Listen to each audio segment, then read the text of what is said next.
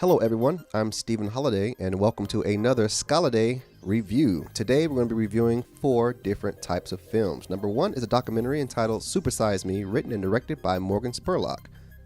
The protagonist is Morgan Spurlock and more specifically his health. The goal is to try to maintain good health while eating nothing but McDonald's for breakfast, lunch, and dinner while also only doing minimum exercise, which is basically just walking around like an everyday person. The antagonist is McDonald's, the food, and the marketing. The obstacles caused by the antagonist are the clever jingles for new food and the high sugar content in everything McDonald's serves. Morgan Spurlock manipulated the audience along the journey by constantly showing obese Americans eating or walking out of fast food restaurants. He linked the rising obesity rate of Americans to statistics that show how often people eat out. Spurlock even shows proof of how obesity has become the highest preventable reason of death in the United States next to tobacco usage. Morgan Spurlock successfully reached his goal of showing people how eating too much fast food can impact a person's health. He uses doctors, statistics, and images to drive the message into people's minds both consciously and subconsciously. Next up is a documentary entitled The Real Da Vinci Code. The protagonist is Tony Robinson and his goal is to find out what is true about the Da Vinci Code book. The antagonist is the actual book entitled The Da Vinci Code. Some of the obstacles are the misdirection and misinformation that is given by the people Tony visits, as well as the places. Tony Robinson manipulates the audience into believing that the Da Vinci Code is a hoax by the way he presents his information.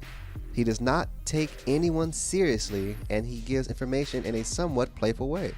Sometimes Tony will explore a detail or piece of information like one of the Holy Grails he discovers, knowing that the information is not true or holds no value. Tony Robinson reaches his goal by successfully showing facts that the Da Vinci Code is not real but merely a fictional story wrapped in historic details. Next, we have Decoded: Statue of Liberty Conspiracy.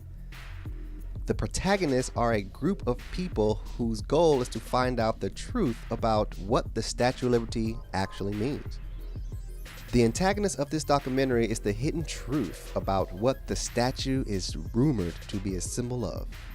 The obstacles are the symbols hidden throughout the statue that need to be investigated in order to uncover what the meanings are.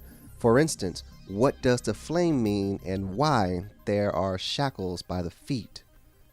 Brad Meltzer manipulates the audience into believing that there is an ominous truth behind the statue's meaning by showing images of the statue in dramatic lighting and playing creepy music when there are close-ups on the statue. He also links the internal construction of the Statue of Liberty to the Eiffel Tower and connects that the designer is part of a secret society. Brad Meltzer reached his goal because he successfully provided enough information to cause people to wonder about the true meaning of the statue. However, he does not give a definitive conclusion of how to feel because he leaves it up to the audience to decide for themselves. The next video up is Top Gear: Killing a Toyota. In my opinion, the Toyota is the protagonist and the goal is to continue to run after each devastating event of destruction.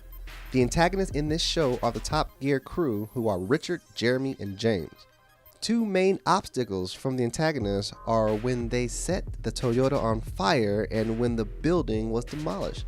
The show manipulates the audience into caring about the Toyota by playing emotional music when bad things happen to it and by editing certain parts to create suspense. This causes the audience to care about the Toyota and hope that it can survive each challenge.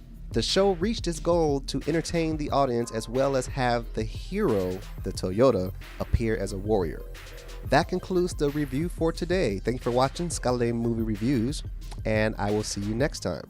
Don't forget to subscribe to our YouTube channel, like us on Facebook, and follow us on all social media platforms. If you want to know more about Scaladay Productions and what we can do and offer you, check out our website at scaladayproductions.com.